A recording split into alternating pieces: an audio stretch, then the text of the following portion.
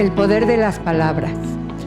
Parecería que esta nueva colección de lecturas, El poder de las palabras, placer, cultura y saber, pretende llevar a los lectores a una más profunda comprensión del texto, es decir, más amplia en el sentido filosófico u ontológico del término. Pero no, esta no es la pretensión de nuestra colección. Por supuesto que la primera intención es la de que se lea, que el lector entre al mundo de la literatura con el afán de conocer, de disfrutar la lectura, de saber más, de adquirir un discurso letrado y culto, etcétera, etcétera. Si tan solo esto se consigue, va muy bien. Sin embargo, nuestro principal deseo es lograr que el lector dé un giro hacia otras rutas y entre a degustar la magia de las palabras, a sentir la emoción que vibra en cada página, a entrar de lleno en la narración sin poner distancia entre él y la historia. En una palabra, a ser uno más de los personajes del relato. ¿Desde dónde se pretende lograr esto? Desde un viaje hacia el pasado, un retorno al origen para reencontrar lo ya olvidado. El poder de las palabras, placer, cultura y saber, es ante todo una aventura, un viaje hacia lo desconocido, a través de realidades míticas y extraordinarias, de mundos maravillosos que perviven ocultos en las profundidades abismales del olvido. Desde este horizonte se desprende el principal propósito del poder de las palabras, placer, cultura y saber. No solo leer, sino leer con todos los sentidos y en voz alta. Aprender a dialogar con uno mismo a través del libro. Escuchar de viva voz contarnos una historia. Hablarnos sobre un mito. Narrarnos una fábula o una epopeya. El vínculo con la voz y la palabra no solo nos permite recrear el universo en su infinidad de formas, artilugios y colores y sonidos, sino que nos da la posibilidad de inventar el nuestro. En una palabra, lecturas que le enseñen a soñar su realidad y desde ahí volver a reinventarla en sus propios términos. Buen viaje. Vamos a platicar de un cuento del autor japonés Ryonosuke Akutagawa, 1892-1927. El nombre es Zenin. Un hombre que quería emplearse como sirviente llegó una vez a la ciudad de Osaka. No sé su verdadero nombre. Lo conocían por el nombre de sirviente Gonsuke, pues él era, después de todo, un sirviente para cualquier trabajo. Este hombre, que nosotros llamaremos Gonsuke, fue a una agencia de colocaciones para cualquier trabajo y dijo al empleado que estaba fumando su larga pipa de bambú: «Por favor, señor empleado, yo desearía ser un zenin. ¿Tendría usted la gentileza de buscar una familia que me enseñara el secreto de serlo mientras trabajo como sirviente?» El empleado, atónito, quedó sin habla durante un rato por el ambicioso pedido de su cliente. «¿No me oye usted, señor empleado?», dijo Gonsuke. «Yo deseo ser un zenin. ¿Quisiera usted buscar una familia que me tome de sirviente y me revele el secreto?» «Lamentamos desilusionarlo», musitó el empleado, volviendo a fumar su olvidada pipa. «Pero ni una sola vez en nuestra larga carrera comercial hemos tenido que buscar un empleo para aspirantes al grado de zenin. Si usted fuera otra agencia, quizás». Gonsuke se le acercó más, rozándolo con sus presuntuosas rodillas de pantalón azul, y empezó a argüir de esta manera: «Ya, señor, esto no es muy correcto. ¿Acaso no dice el cartel de colocaciones para cualquier trabajo? Puesto que promete cualquier trabajo, usted debe de conseguir cualquier trabajo que le pidamos. Usted está mintiendo intencionadamente si no lo cumple. Frente a su argumento tan razonable, el empleado no censuró el explosivo enojo. Puedo asegurarle, señor forastero, que no hay ningún engaño. Todo es correcto, se apresuró a alegar el empleado. Pero si usted insiste en su extraño pedido, le rogaré que se dé otra vuelta por aquí mañana. Trataremos de conseguir lo que nos pide. Para desentenderse, el empleado hizo esa promesa y logró momentáneamente, por lo menos, que Gonzuke se fuera. No es necesario decir, sin embargo, que no tenía la posibilidad de conseguir una casa donde pudieran enseñar a un sirviente los secretos para ser un zenin. De modo que al deshacerse del visitante, el empleado acudió a la casa de un médico vecino, le contó la historia del extraño cliente y le preguntó ansiosamente: «Doctor, ¿qué familia cree usted que podrá hacer de este muchacho un zenin con rapidez?» Aparentemente la pregunta desconcertó al doctor. Quedó pensando un rato, con los brazos cruzados sobre el pecho, contemplando vagamente un gran pino en el jardín. Fue la mujer del doctor, una mujer muy astuta, conocida como la vieja zorra, que contestó por él al oír la historia del empleado. «Nada más simple. Envíelo aquí. En un par de años lo haremos zenin». «¿Lo hará usted realmente, señora? Sería maravilloso. No sé cómo agradecerle su amable oferta.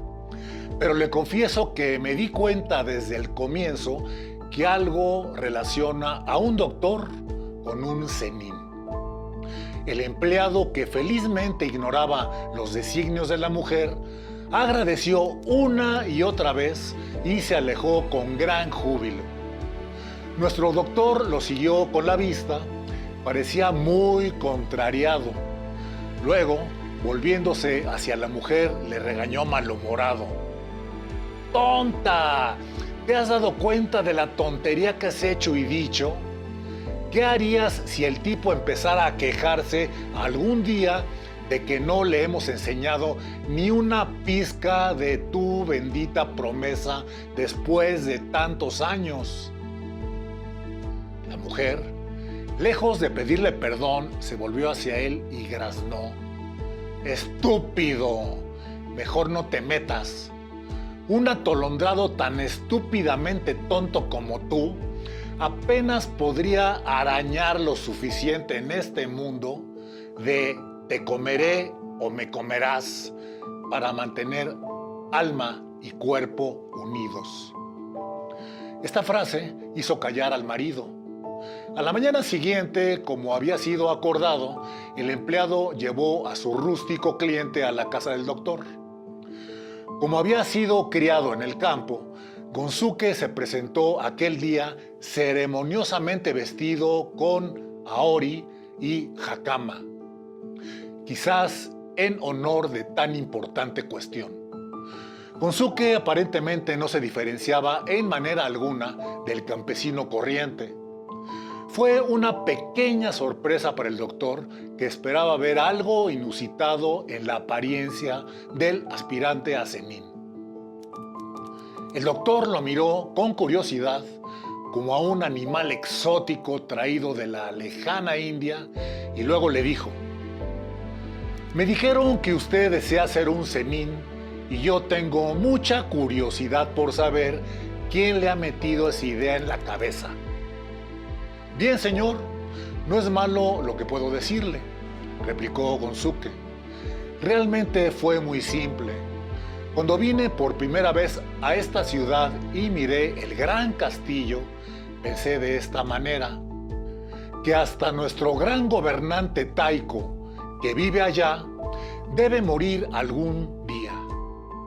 Que usted puede vivir suntuosamente, pero aún así volverá al polvo como el resto de nosotros. En resumidas cuentas, que toda nuestra vida es un sueño pasajero. Justamente lo que sentía en este instante. Entonces, prontamente la vieja zorra se introdujo en la conversación. ¿Haría usted cualquier cosa con tal de ser un zenin? Sí, señora, con tal de serlo. Muy bien, entonces usted vivirá aquí y trabajará para nosotros durante 20 años a partir de hoy. Y al término del plazo será el feliz poseedor del secreto. Es verdad, señora, le quedaré muy agradecido. Pero, añadió ella, durante 20 años usted no recibirá de nosotros ni un centavo de sueldo. ¿De acuerdo? Sí, señora. Gracias, señora. Estoy de acuerdo en todo.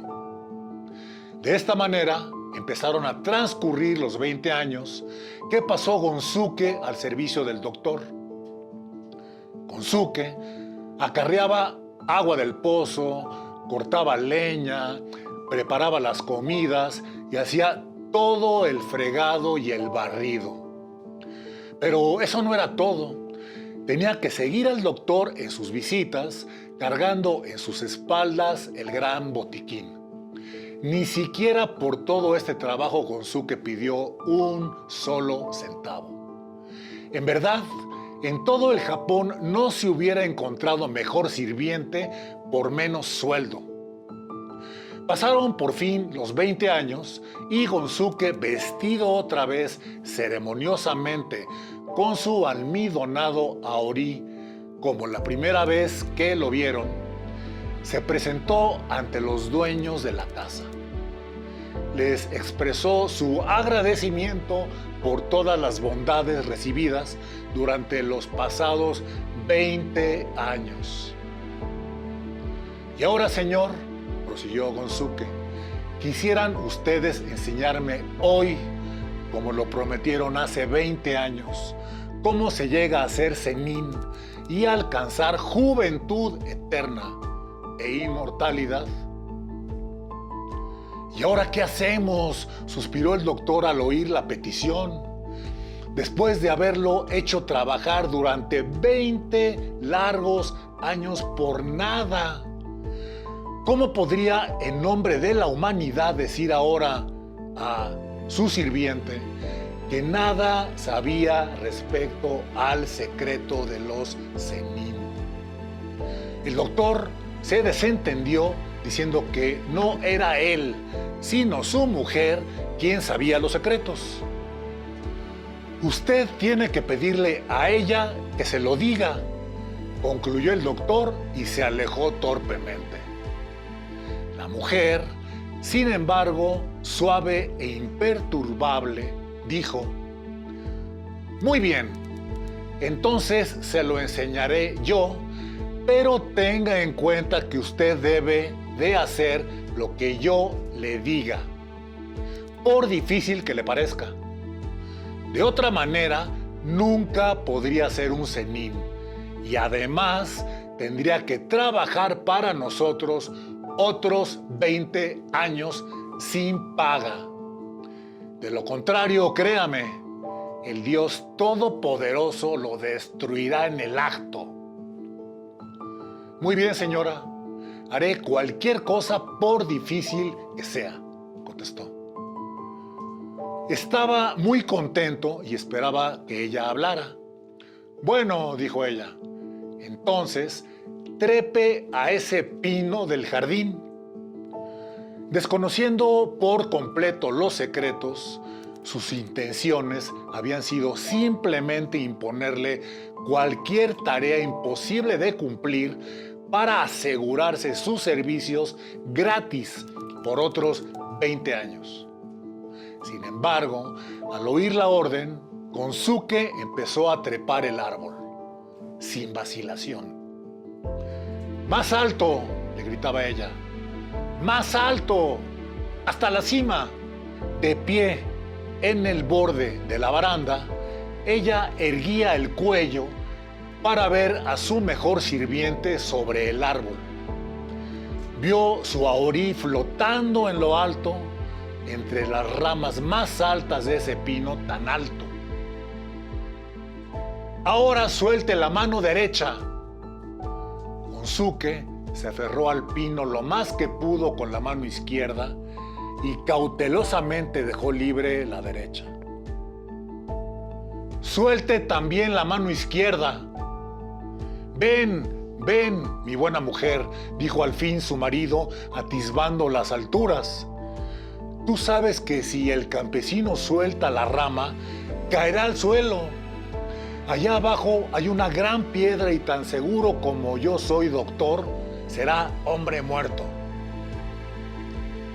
En este momento no quiero ninguno de tus preciosos consejos. Déjame tranquila. Hombre, suelte la mano izquierda, ¿me oye? En cuanto ella habló, Gonzuke levantó vacilante la mano izquierda. Con las dos manos fuera de la rama, ¿cómo podría mantenerse sobre el árbol? Después, cuando el doctor y su mujer retomaron aliento, Gonzuke y su Aorí se divisaron desprendidos de la rama y luego, ¿pero qué es eso? Gonzuke se detuvo en medio del aire en vez de caer como un ladrillo y allá arriba quedó en plena luz del mediodía suspendido como una mariposa. Les estoy agradecido a los dos desde lo más profundo de mi corazón. Ustedes me han hecho un zenin, dijo Gonzuke desde lo alto. Se le vio hacerles una respetuosa reverencia y luego comenzó a subir cada vez más alto, dando suaves pasos en el cielo azul hasta transformarse en un puntito y desaparecer entre las nubes. Fin. Bueno, de nueva cuenta nos volvemos a encontrar y ahora con una extraordinaria historia de un gran japonés, Ryonosuke Akutagawa, un gran maestro en la escritura, prolífico a cual más, escribió una cantidad de historias maravillosas. Tuvo una corta vida, de finales del siglo pasado a principios del finales del antepasado, principios del pasado, pero aún así su obra ha venido a enriquecernos a todos aquellos que buscamos un descubrimiento interno y espiritual. Y qué mejor que a través del arte, porque él era ante todo un artista, un creador. Y cuando entramos a la obra de Zenin, que es una de las obras más extraordinarias, tenemos una conducción acá con la historia pasada, con la del sapo, que el sapo buscaba también la iluminación, igual que Zenin la trascendencia, y con la de Macario, en el sentido del deseo y de la voluntad, de no transigir en nada hasta no conseguir su deseo. Ahora bien, yo quisiera aquí que nos acompaña Clara, la maestra Clarita y Andrés, la opinión de ellos, porque es muy importante. Bueno, como en la vida misma, yo creo que es un muestrario de personalidades, desde el altruismo de Zenin, que aspiraba a la máxima iluminación y conocimiento, y la maldad, por ejemplo, de la esposa del médico, que era una mujer mercenaria, abusiva, ambiciosa, y un agachón, pues diríamos en términos coloquiales, faldillón, se dejaba dominar por la mujer, ¿verdad? Y en la vida misma encontramos todo ese muestrario de personalidades. Y también pensamos que toda obra literaria nos aporta un valor humano, por eso es tan importante la literatura.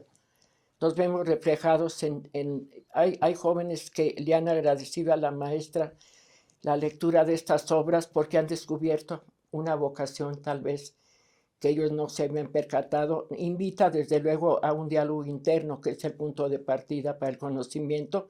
El primero, tener un diálogo con nosotros mismos para conocernos dentro de nuestras capacidades, pero también nuestras limitaciones. ¿Tú qué opinas, Andrés? En relación al autor de Ryunosuke Utagawa, me gusta e inclusive me impresiona la manera tan sencilla de su discurso para expresar valores tan profundos. Sí.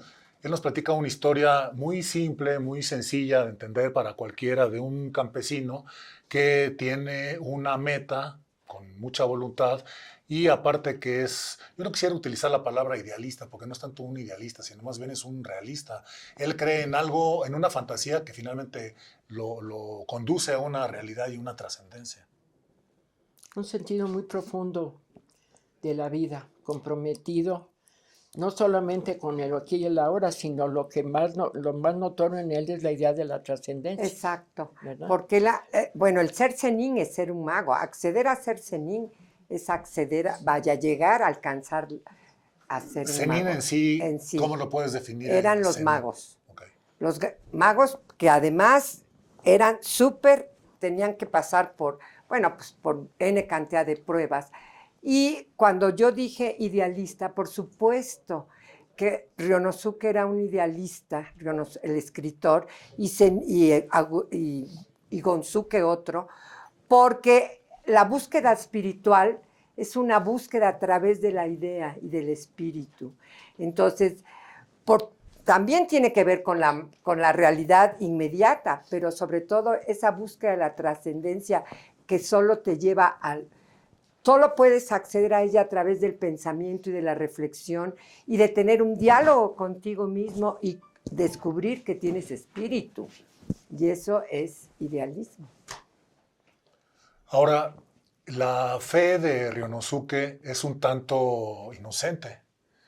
La confianza que le tiene a esta familia es algo que es difícil de entender. Cómo una persona puede llegar a comprometerse con una idea y creer en algo firmemente sin llegar siquiera a cuestionarse si podrá llegar o no. Él estaba seguro que iba a recibir por lo que había trabajado. Desafía a la propia muerte, pero inclusive no se ve, ni siquiera se siente que él estaba desafiando nada, él estaba seguro de que iba a llegar a ser un zenin. Claro, a llegar a ser un mago. Sí, esa es la magia. El ser zenin es ser un mago. Y los magos son los que viven en la trascendencia permanente y son los únicos que acceden a la conciencia. Entrar en este tema nos tomaría cualquier cantidad de tiempo, ¿verdad? Porque es todo un tema. Estamos hablando de la ciencia regia. Uh-huh. Bueno, pues desde luego aquí, aparte de la idea de la trascendencia, es la idea de una voluntad férrea, ¿verdad? Dentro de hasta llegar a aspirar a obtener lo que él quería. Entonces, no nada más era la espiritualidad, sino un deseo mucho, muy profundo para lograrlo, ¿verdad? Y el cómo no le importaba, como decía aquí el maestro Andrés, no se sintió realmente ser víctima, él cumplía inocentemente porque había cierta dosis de ingenuidad de su parte, Exacto. pero lo que buscaba era lograr ese deseo tan profundo que tenía tan claro. Entonces aquí en la reflexión nos invita a que en la vida debemos de tener una idea muy clara de cuál es nuestro destino en base a nuestras propias capacidades. Esa es otra lectura que podemos tomar de esta obra. Sí. Y no hay que olvidar nunca que al deseo, que está formado de las dos facultades más poderosas que tiene el hombre, que es la imaginación y la voluntad. Pero a ellas también les da aliento de vida el espíritu. Y el espíritu es interno. Ya. Nos vemos para la próxima. Muchas gracias. ¿Verdad?